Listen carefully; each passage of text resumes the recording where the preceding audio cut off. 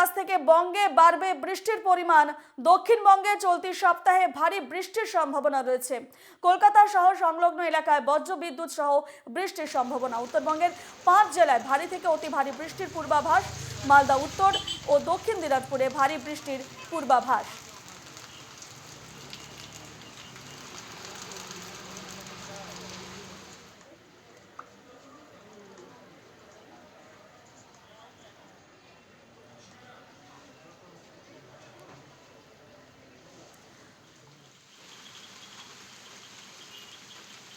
আমাদের সঙ্গে এই মুহূর্তে তিনজন প্রতিনিধি রয়েছেন।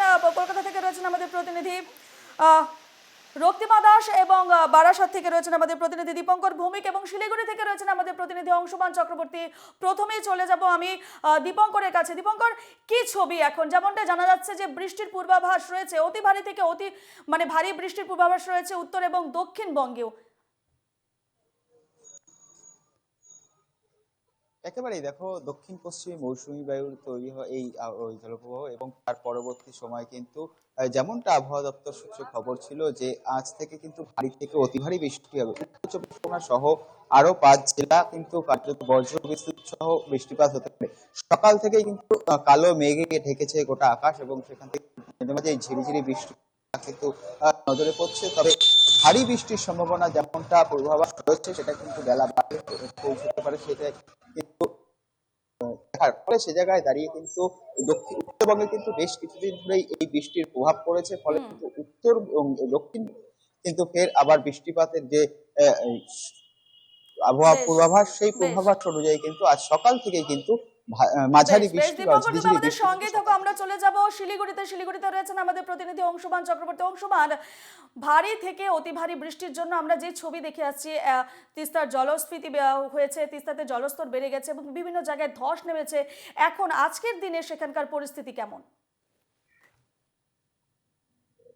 দেখো, আবহাওয়ার পূর্বাভাসে যেমনটা বলা হয়েছিল যে গোটা উত্তরবঙ্গ এবং সিকিম জুড়ে ভারী বৃষ্টিপাত হতে পারে, সেইভাবে কিন্তু ঠিক আবহাওয়ার পূর্বাভাস মিলেই কিন্তু কয়েকদিন থেকে গোটা উত্তরবঙ্গ সহ সিকিমে ভারী বৃষ্টিপাত শুরু হয়েছে।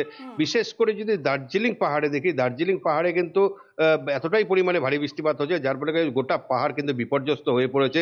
রাস্তায় বিভিন্ন জায়গায় ধস নেমেছে। বিশেষ করে সিকিম থেকে শিলিগুড়ির যে সংযোগকারী 10 নম্বর জাতীয় সড়কে কিন্তু যান চলাচল সম্পূর্ণভাবে নিষিদ্ধ করে দেওয়া হয়েছে। এমনি সিকিমে যাওয়ার যে অন্য রাস্তা লাভা হয়ে যেত, সেই লাভার রাস্তাও ধস নেমেছে। এবং এই যে ক্রমাগত বৃষ্টিতে যেমন তিস্তার নদীর যেমন জলস্ফীতি হয়েছে, একইভাবে কিন্তু উত্তরবঙ্গের বিভিন্ন নদীগুলো, বিশেষ করে যদি জলপাইগুড়িতে দেখি এবং আলিপুরদুয়ার জেলাতে দেখি, প্রত্যেক কটা জলঢাকা, রায়ডাক, তোরসা সবকটা নদীতে জলস্ফীতি হয়েছে। এবং বেশ কয়েকটি নদীতে হলুদ সংকেত দেওয়া হয়েছে এবং কিছু কিছু জায়গায় লাল সংকেতও দেওয়া হয়েছে। এবং নদীর পার্শ্ববর্তী অঞ্চলে বিভিন্ন লোককে কিন্তু সরিয়ে নিয়ে যাওয়া হয়েছে। এবং সেবকের কাছে লালটং বস্তি থেকে গতকালকে নতুন করে আবার তিস্তার জল ঢুকে প্লাবিত করেছিল। যদিও আজকে জল অনেকটাই নেমেছে, কিন্তু সব মিলে কিন্তু পরিস্থিতি ভয়াবহ। এবং আজকেও যে ভারী বৃষ্টির সম্ভাবনা রয়েছে, সেই রকম ভারী বৃষ্টি হলে তাহলে কিন্তু আবার কিন্তু নতুন করে প্লাবিত হওয়ার সম্ভাবনা রয়েছে। 10 নম্বর জাতীয় সড়কে নতুন করে ধস নামার সম্ভাবনা রয়েছে। এবং তিস্তা বাজারের যে রাস্তা দিয়ে দার্জিলিং যায়, সেই পথও গতকালকে আমরা দেখি যেমন তিস্তার জলের তলায় প্লাবিত হয়েছিল, আজকে কিন্তু একই সম্ভাবনা থেকে যায়। যেভাবে বৃষ্টি চলছে, সেই বৃষ্টি যদি না কমে তাহলে উত্তরবঙ্গে কিন্তু আরো বড় বিপদ ঘনিয়ে আসতে পারে বলে অনুমান করা হচ্ছে।